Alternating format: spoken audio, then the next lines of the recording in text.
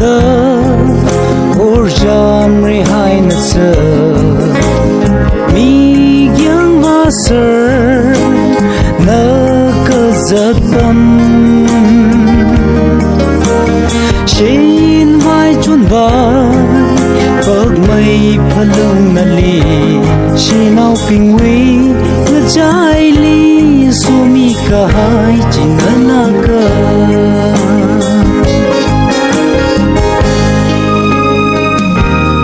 yarun ga bang khang sa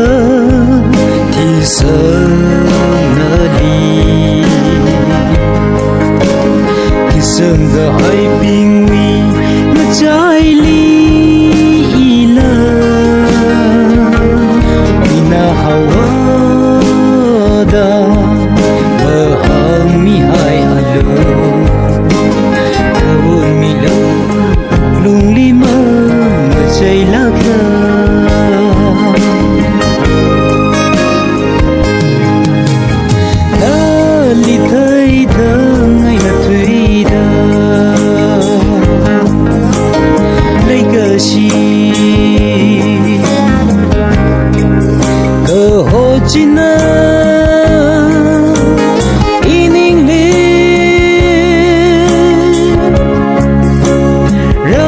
sak hai da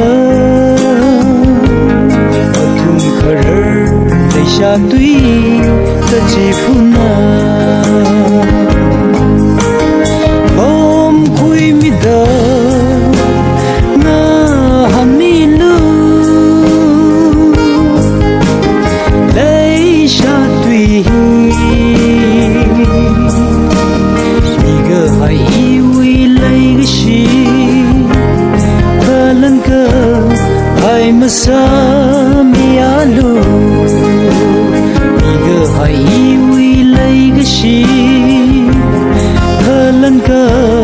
hai masa mi alu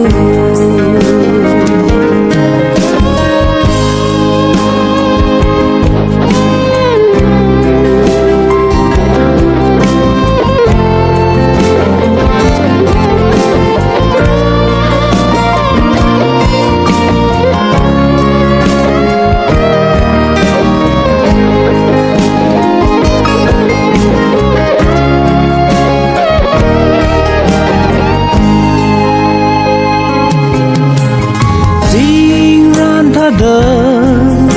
rahul milu ili ininga cho ravan milu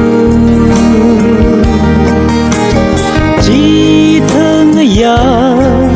ka chang siralila yau thui va da